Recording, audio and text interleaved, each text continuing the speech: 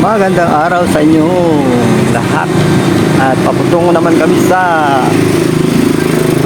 Bulacan para maglibot mga PX, mga friend. At shoutout ko nga pala si Sir Ruben Rafael Santos, si Sir Alpi, si Sir Mike Angel, si Sir Alpi, at mga kasamahan namin sa mga trabaho, si Jerona Santos, si Calvin,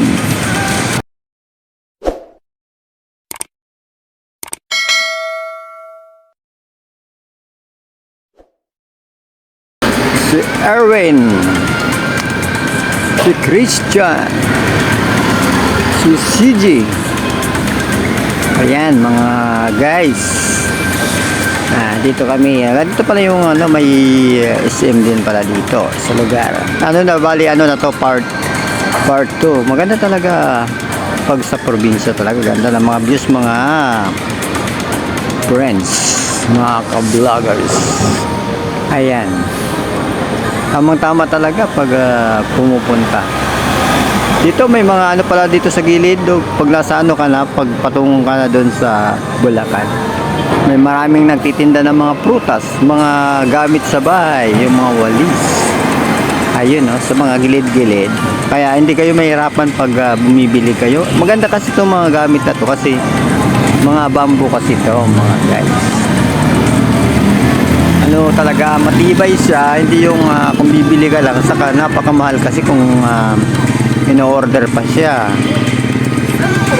Yun, palabas na papasok na sa dun sa medyo mababa din talaga ang lugar sa tinatahak namin ng Bulacan. Ayan. Para na to, shortcut ko lang kasi to, kaya Bulacan na rin to. Bulacan. Kapag sa Bulacan talaga tahimik ang lugar. Tahimik talaga, napakatahimik. Lalo na pag doon sa pinakalooban nito. Kasi ito yung pinaka-highway siya. Highway siya. Hindi pa to yung pinakalooban niyang lugar. Kaya mga sasakyan dito mabibilis. Kaya dadaan pa to ng mga NLEX, mga yung mga stop line, dadaan pa to. Expressway ang tawag doon, mga guys. Yan. Tsaka ito makikita mo, mayroon pa ditong maraming mga taniman ng palayan. Saka maraming mga mangga, mga tanim ng mangga.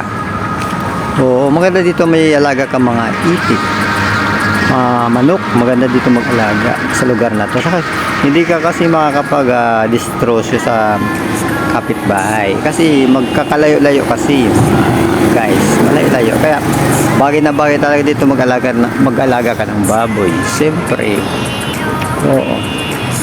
Kasi pag sa probinsya talaga, pwede talaga magagawa mo doon yung man na pwede ka magtanim.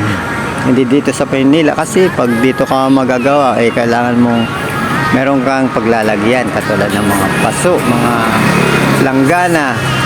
Samantalang yun, wala.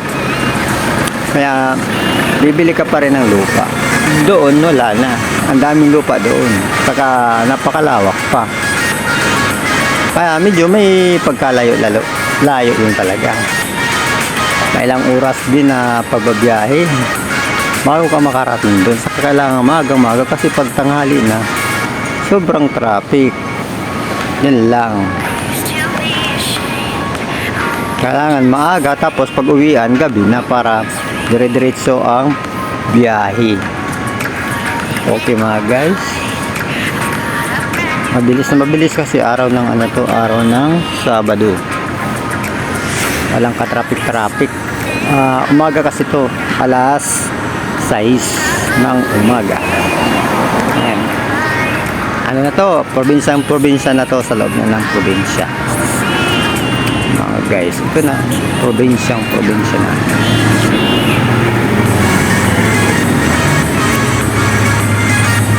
Diba? Ganito ang probinsya. Masarap mamuhay, tahimik, at saka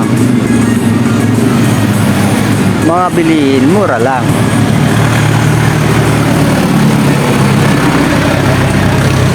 Ayan o. Ayos sarap talaga mamuhay dito sa probinsya. Kahit saan, basta probinsya, magandang mamuhay. Ayos mga shoutout ko din si Kuya Juby Castor at mga kasamahan niyang driver. Shoutout ko sila. Yan. At mga kasama niya doon sa bahay ni Kuya.